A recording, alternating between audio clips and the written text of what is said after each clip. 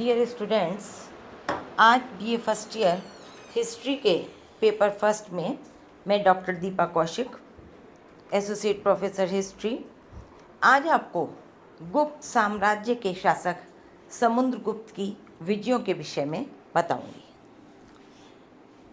वैसे तो यदि हम गुप्त साम्राज्य का अध्ययन करते हैं अभिलेखों से, हमें पता चलता है कि चंद्रगुप्त प्रथम जो था वो गुप्त वंश का प्रथम स्वतंत्र शासक था। और यहाँ पर हम चंद्रगुप्त प्रथम के पश्चात गद्दी पर बैठने वाले उसके पुत्र समुद्रगुप्त के विषय में चर्चा कर रहे हैं। और हमारा जो विशेष एम्फेसिस है वो उसकी दिग्विजयों पर है, क्योंकि जैसा कि आपको पता ही है कि विंसेंट स्मिथ जो हैं उन्होंने उसे भारत के नेपोलियन की संज्ञा भी दी है। लेकिन यदि सही अर्थों में देखा जाए तो समुद्रगुप्त जो था वो नेपोलियन से भी अधिक महान था। गुप्तकालीन इतिहास में समुद्रगुप्त के शासन का विशेष महत्व है। वह समुद्रगुप्त प्रथम के पश्चात गद्दी पर बैठा। भारतीय धर्म और संस्कृति के पोषक समुद्रगुप्त ने भारत राष्ट्र की सुरक्षा, समृद्धि एवं संस्कृति के संवर्धन हेतु भारत को एक राजनीतिक सूत्र में बांधने का दायित्व अपने ऊपर लिया और उसे सफलतापूर्वक निभाया। हरिशेन की जो प्रयाग प्रशस्ति, जो कि समुद्रगुप्त के शासन के विषय में जानने का एक बहुत महत्वपूर्ण स्रोत है, उससे में ज्ञात होता है कि समुद्रगुप्त की योग्यता व प्रतिभा से प्रभावित होकर चंद्रगुप्त प्रथम ने उसे अपना उत्तराधिकारी मनोनीत किया था। इस घोषणा से बहुत से सभासद प्रसन्न हुए, परंतु सिंहासन पाने की अभिलाषा रखने वाले कुछ अन्य राजकुमार जो थे वो इससे प्रसन्न नहीं थे। अब बात करते हैं समुद्रगुप्त की विजय यात्रा की। इस सिंहासन पर बैठने के पश्चात समुद्रगुप्त ने दिग्विजय की योजना बनाई। प्रयाग प्रशस्ति के अनुसार इस योजना का मुख्य ध्येय धरणी बंध था कि पृथ्वी के एक महत्वपूर्ण भाग पर अधिकार करना।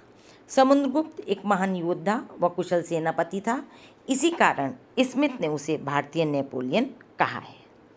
समुद्रगुप्त ने अपनी योजना को पूर्ण करने के लिए आर्यावर्त, दक्षिणापथ, आट्विक राज्यों, सीमावर्ती राज्यों, विदेशी राज्यों के प्रति अलग अलग प्रकार की नीति अपनाई। उसकी जो दिग्विजय योजना थी उसमें के बारे में प्रयाग प्रशस्ति काफ़ी प्रकाश डालता है। प्रयाग प्रशस्ति का लेखक हरिशेन समुद्रगुप्त का सेना नायक तथा संधि विग्रहक मंत्री था। वह समुद्रगुप्त की विजय यात्रा में उसका सहयोगी और सहायक भी रहा। साथ ही समुद्रगुप्त की दिग्विजय की योजना के अनुसार उसके अभियानों को उन्होंने निम्न भागों में विभक्त किया। सबसे पहले आर्यावर्त का प्रथम अभियान, जो कि गद्दी पर बैठने के पश्चात जब समुद्रगुप्त ने अपना विजय अभियान बनाया तो उसे ये लगा कि सबसे पहले उत्तर भारत के जो महत्वपूर्ण शासक हैं उन पर अपना अधिकार किया जाए, उन राज्यों पर। अतः समुद्रगुप्त ने अपनी दिग्विजय का प्रारंभ उत्तरी भारत के राज्यों पर विजय प्राप्त करके किया। प्रयाग प्रशस्ति की 13वीं व 14वीं पंक्ति में इस अभियान का वर्णन है। समुद्रगुप्त ने प्रथम अभियान में मथुरा व पद्मावती के नागवंशीय राजाओं को, जो कोटकुलस के संबंधी थे, पराजित किया।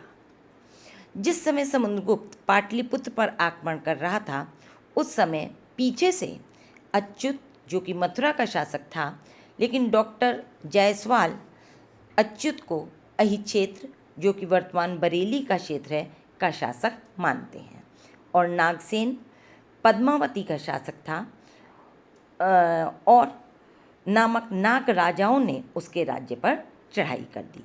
अतः समुद्रगुप्त ने पलटकर उनकी शक्ति का उन्मूलन किया।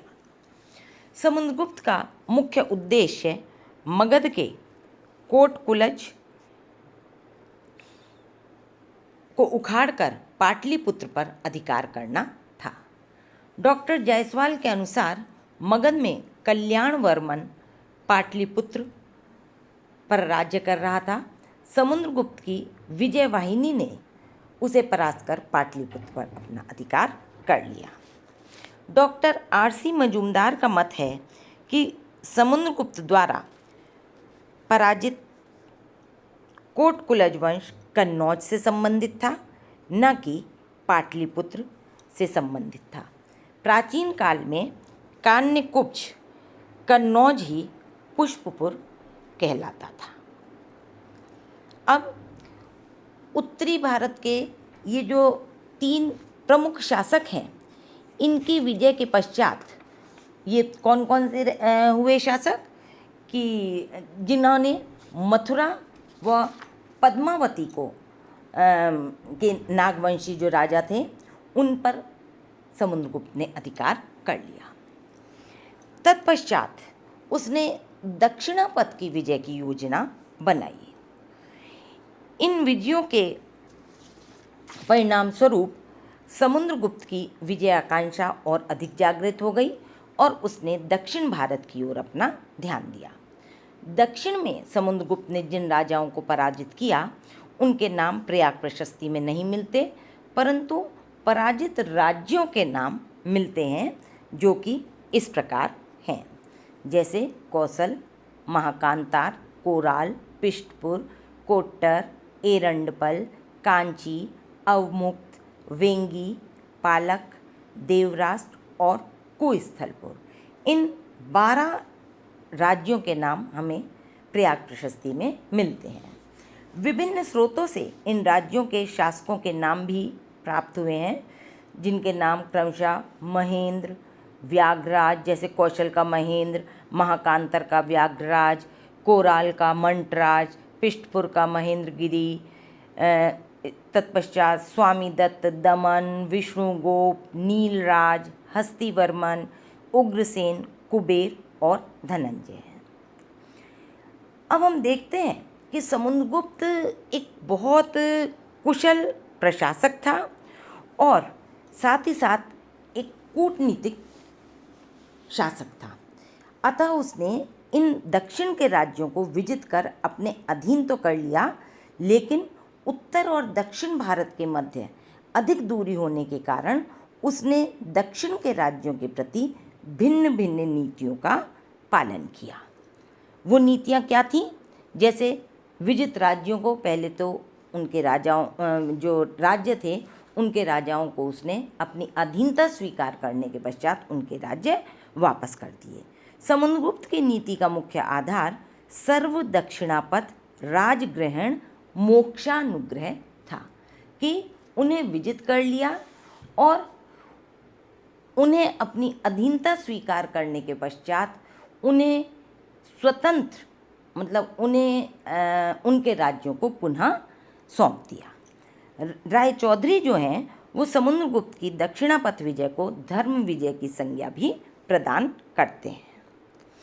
अब तत्पश्चात हम देखते हैं कि जो समुद्रगुप्त ने पहले उत्तर भारत के 3 शासकों को परास्त किया था, उन शासकों ने कुछ अन्य शासकों के साथ मिलकर अपने को स्वतंत्र घोषित करने की योजना बनाई जब समुद्रगुप्त दक्षिण भारत की विजय के लिए गया हुआ था। अतः समुद्रगुप्त ने अपने प्रथम अभियान के आर्यव्रत अभियान के समय जिन अच्युत, नागसेन, गणपति नाग व कोटकुलज राजाओं को परास्त किया था, उनका पूर्ण उन्मूलन न करने के कारण इन राजाओं ने पुनः अपनी स्वतंत्रता की घोषणा कर दी। तब कुपित समुद्रगुप्त ने इन राज्यों को अपने साम्राज्य में मिला लिया, जिसकी पुष्टि प्रयाग प्रशस्ति के आर्यव्रत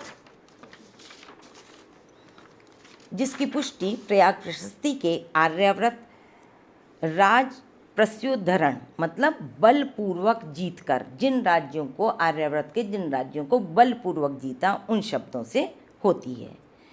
और अतः उसने उत्तर भारत के, या कहना चाहिए आर्यावर्त के 9 राजाओं को पूर्णतः परास्त कर अपने राज्य में सम्मिलित कर लिया।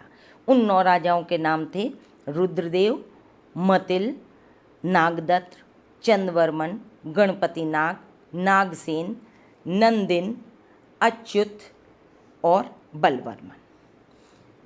इनमें नागदत्त, गणपति नाग, नागसेन और नंदिन नागवंशी राजा प्रतीत होते हैं, जिनके मथुरा व पद्मावती केंद्र थे, और अच्युत जो है वो बरेली का शासक रहा होगा या अहि क्षेत्र का शासक रहा होगा। अब आर्यव्रत और दक्षिणापथ की विजय के पश्चात उसने उत्तर भारत के से आगे बढ़ते हुए मध्य भारत एवं विंध्याचल के आसपास के जंगली राज्यों के सरदारों को परास्त कर अपने अधीन किया, और ये जो विजय थी ये उसकी आठवीं राज्यों की विजय कहलाती है। डॉक्टर फ्लीट के अनुसार ये आठवीं राज्य उत्तर में गाजीपुर से जबलपुर तक विस्तृत थे, और एरण अभिलेख में भी इसकी पुष्टि होती है।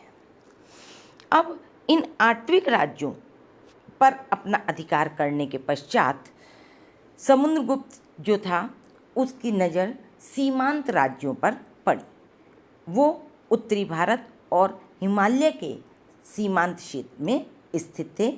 प्रयाग प्रशस्ति के अनुसार ये सीमावर्ती राज्य जो थे ये थे समतट, जो कि बंगाल में, दवाक बांग्लादेश अथवा आसाम के नवगांव में, कामरूप आसाम में तथा कृतपुर कुमायूं रुहेलखंड गढ़वाल अथवा जालंधर का इलाका रहा होगा ये, और नेपाल में ये कहा जाता है कि नेपाल विजय उसने की होगी, क्योंकि नेपाल में समुद्रगुप्त के ने जब विजय प्राप्त की होगी वहीं उसी समय से वहाँ गुप्त संवत का चलन हुआ था। अतः हम देखते हैं कि समुद्रगुप्त ने अपनी दिग्विजय योजना के अंतर्गत आर्यावर्त के राज्यों पर, दक्षिणापथ पर, आठवीं राज्यों पर, सीमावर्ती राज्यों पर विजय प्राप्त कर ली। तत्पश्चात उसने गणराज्यों पर विजय करने की नीति अपनाई, और ये समुद्रगुप्त की बहुत बड़ी उपलब्धि थी, क्योंकि उसने सदियों से चले आ रहे गणतंत्रों को अपने अधीन आने को बाध्य किया। हरिसेन द्वारा वर्णित 9 गणराज्य जो थे वो थे मालवा, यौधेय, मद्रक, आबीर, प्रार्जुन, सनकानिक, काक, खरपिरक आदि, जो पंजाब व मध्य भारत में स्थित थे। मैंने समुद्रगुप्त की विजयों को अच्छी तरह से समझाने के लिए आपको एक मैप के माध्यम से भी बताया है, और इस मैप में अलग अलग जो उनसे डिवाइड पॉइंट्स के माध्यम से, कहीं एरो के माध्यम से, कहीं डॉट के माध्यम से समुद्रगुप्त और चंद्रगुप्त की विजयों का उल्लेख किया गया है। इससे आप इन्हें अच्छी तरह समझ सकते हैं। अब हम ये देखते हैं कि समुद्रगुप्त जो था उसका विदेशी राज्यों के साथ संबंध कैसे रहे। प्रयाग प्रशस्ति की 23वीं व 24वीं पंक्ति में कुछ विदेशी शक्तियों के नाम उल्लिखित हैं, जिन्होंने समुद्रगुप्त को आत्मसमर्पण, या कहना चाहिए आत्मनिवेदन, स्वयं उन्होंने निवेदन करके अपनी सत्ता उसे सौंप दी, या कन्याओं को उपहार देकर, या गरुण मुद्रा जो कि गुप्तों की राजकीय मुद्रा थी आदि को अपने स्थान में प्रचलित कर उसके साथ मैत्रीपूर्ण संबंध स्थापित किए। तो ये विदेशी राज्य जो थे ये थे देवपुत्र, शाही, शाहनुशाही, शकमुरुन, सेंगल व सर्वद्वीप वासी आदि। तो इस प्रकार हम देखते हैं कि उस समय जबकि यातायात के साधन भी बहुत विकसित नहीं थे, लेकिन समुद्रगुप्त ने अपने बुद्धि, पराक्रम और क्या कहना चाहिए प्रचंड पराक्रम और शौर्य के माध्यम से, और एक उसके पास जो सेना थी उसके सहयोग से उसने इतने विशाल क्षेत्र पर अपना प्रभाव स्थापित कर लिया। और समुद्रगुप्त के समय में हमें अश्वमेध यज्ञ का भी उल्लेख मिलता है, जो कि उस समय जो चक्रवर्ती राजा हुआ करते थे वो दिग्विजय के उपरांत अश्वमेध यज्ञ किया करते थे। समुद्रगुप्त ने भी संभवतः ऐसे किया होगा। इस अवसर पर उसने विशेष प्रकार की स्वर्ण मुद्रा प्रचलित की, जिसमें एक ओर घोड़े की आकृति उत्कीर्ण थी और उसके नीचे अश्वमेध पराक्रम लिखा था। दूसरी ओर राजाधिराज पृथ्वीम विजय द्विम जयति अप्रतिवार्य वीर्य अंकित है, जो कि उसकी राजाधिराज की विजय क्योंकि उसने पृथ्वी पर अपनी विजय स्थापित कर ली थी, ये शब्द इस बात को इंगित करता है। अतः समुद्रगुप्त ने अनेकानेक विजय करके एक विशाल साम्राज्य स्थापित किया। समुद्रगुप्त का यदि हम मूल्यांकन थोड़े से शब्दों में करें तो हम देखते हैं कि समुद्रगुप्त के सिक्कों पर महा पराक्रमा, व्याघ्र पराक्रमा, अप्रतिरथ जैसी उपाधियाँ उसके प्रचंड पराक्रम और शौर्य को दर्शाती हैं। साथ ही न समुद्रगुप्त केवल एक वीर और शौर्य से युक्त राजा और सेनानी था, बल्कि इसके साथ ही वह संगीत प्रेमी था। उसकी मुद्राओं पे हमें उसे वीणा बजाते हुए दिखाया गया है। एक महान कवि हृदय उसमें विराजमान था। साथ ही दयालु था, प्रजापालक था, धार्मिक रूप से सहिष्णु था और विद्वानों व संगीत का आश्रयदाता था। आरसी मजूमदार ने समुद्रगुप्त की प्रशंसा करते हुए लिखा है कि उसने भारत के इतिहास में एक नए युग का आरंभ किया। वह अखिल भारतीय साम्राज्य के आदर्शों से प्रेरित था। उसने छोटे छोटे राज्यों को संगठित किया तथा आंतरिक शांति स्थापित करने में वह पूर्ण रूप से सफल हुआ। तो ये जो हमारा आज का वीडियो लेक्चर था, ये समुद्रगुप्त की विजयों पर मुख्य रूप से केंद्रित था।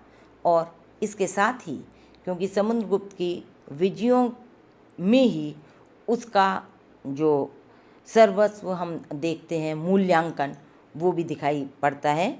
तो इसके माध्यम से हम समुद्रगुप्त को समझने में सहायक हो सकते हैं। Thank you.